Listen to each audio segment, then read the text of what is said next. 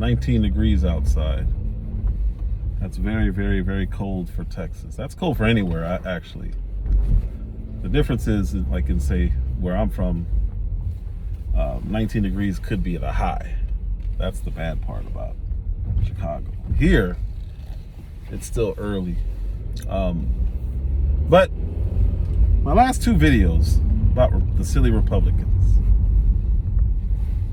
they actually decided to put on a display of how corrupt and silly they really are.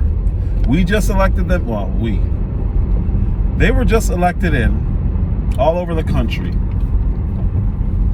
and decided to put on full display why they should not have been put in, why they should not have been given the House, why they shouldn't have gotten any Senate seats. Because just like the Democrats, they are absolutely corrupt. The only difference is the Republicans lie and talk about morality and values while being corrupt. And the Democrats talk about getting rid of those values. They don't like tradition. So 18 Republicans, 15 or 18, decided that it's a good idea and it's good for America to vote to spend $1.7 trillion this cycle. And this was planned. How do I know this was planned? Mitch McConnell could have done this back in September. Nancy Pelosi could have done this back in September. They didn't. Remember I told you they were all buddy-buddy? They said, well, you know what? Let's let the elections play out. We'll push this back 90 days, 60 or 90 days. And they did that. There's no reason to. We already knew the problems that were facing Americans in this country, the taxpayer. We already knew about record inflation. We already knew that the holidays were going to be the most expensive ever, or on record. We already knew that there was a war. We already knew gas prices were insane. And we knew people overall lost a lot of money on the market. So we don't want to talk about spending right now, right before the elections. It'll hurt us both. People may not even show up. So they pushed it back till after the elections. So now we're sitting here. We have a new House, supposedly to better represent us from a conservative standpoint, monetarily. And they go along with it. They need to be identified and they must be outed, gone, done, and make sure they do not get reelected. It is incumbent upon whoever the RNC chair becomes that these people be gone. There is absolutely no way those 18 Republicans care about the American people if they're willing to spend another record amount of money during these times. It's bad enough Zelenskyy was allowed onto the taxpayers' floor to speak to a bunch of elitists about how our money is not enough. We need more, an endless pit of taxpayer crime. Our taxpayers, not their taxpayers, our taxpayers' money so that they can continue this war.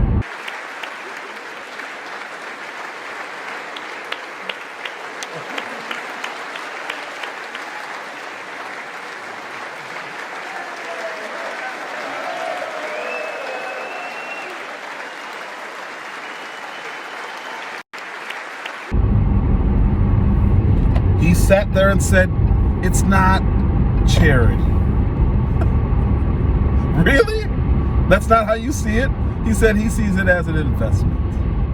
Thank you for both financial packages you have already provided us with and the ones you may be willing to decide on. Your money is not charity. It's an investment in the global security and democracy that we handle in the most responsible way.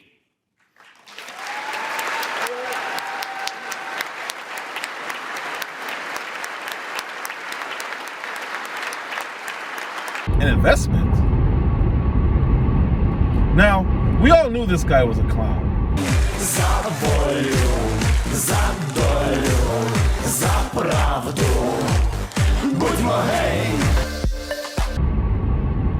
We all knew he's an actor, if that's what you want to call it.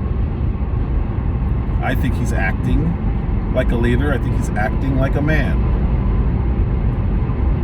But for him to sit here and say this is not charity that you guys are doing for us is an insult.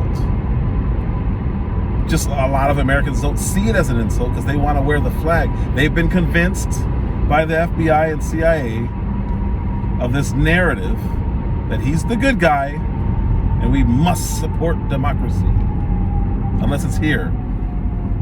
Then if you question elections, which is literal democracy, you're a threat to democracy.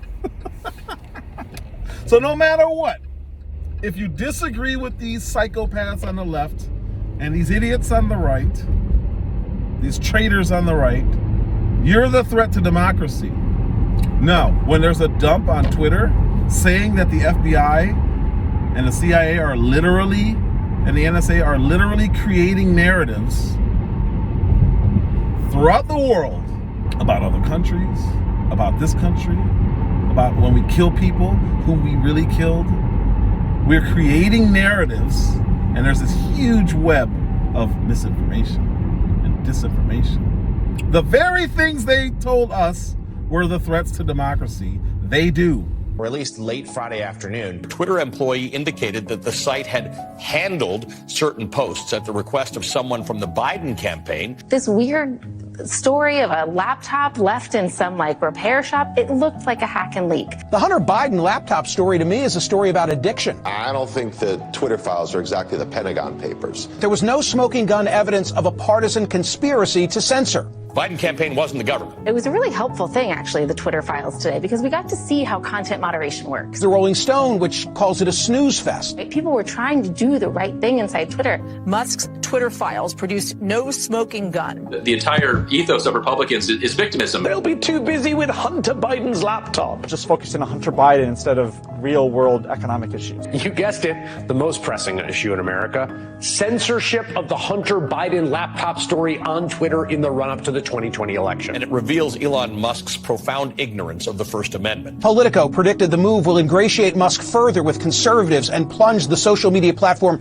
deeper into political controversy. I think we have to make sure that the other platforms don't get worse as a consequence of the type of work and sort of unwinding that he's doing at Twitter. They don't care. It could be two things. They're embarrassed because they got played. Possible. What's the more likely one? They're absolutely corrupt. They want to be the disseminators of information. And when they look like idiots, they won't, not only will they not admit it, but they'll double down on their role in it. And they don't care how it comes across because they've controlled the media so long that they don't realize they're done. Numbers are crashing. I mean, absolutely crashing. From viewership to subscribers, paper mediums, all of it. Their numbers are absolute trash. Viewership, absolute trash. But they don't know what to attribute it to. Because they're so arrogant, they don't see it as the people are smarter than them, and they're finally seeing them. And they've been identified as the problem. And every time Trump would say that the media was the enemy, they would say, oh my God, he's threatening democracy. He's saying that about the media and free speech. There's nothing free about it. You guys have freely been trying to corrupt the American mind. I'm not familiar with that particular act, but I will say that back in the 1950s, there was that whole Operation Mockingbird thing, which was never formally confirmed by the CIA. But of course, that was the operation where CIA operatives worked with U.S. media to shape the messages that came out of the media. And it was purportedly supposed to have hit at hundreds of journalists and reporters. And that's something that has been reported and reported. And, used in different terms. What was the message that they were trying to get across in this? It varied. It went on for years, and it wasn't just domestic. Zelensky's just backstroking in our money, and it's lined by bullets, and it's protected by a dome of missiles. Because now they want to send American troops over to Ukraine.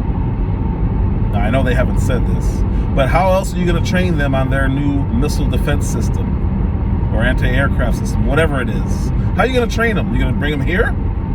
Is the taxpayer going to fly them here private like we just did for Zelensky? He took a private plane to the United States of America to tell us he needs money. Imagine if you walked into a bank and you pulled up in a Maserati and you said you wanted a small business loan and your clothes cost more than the office.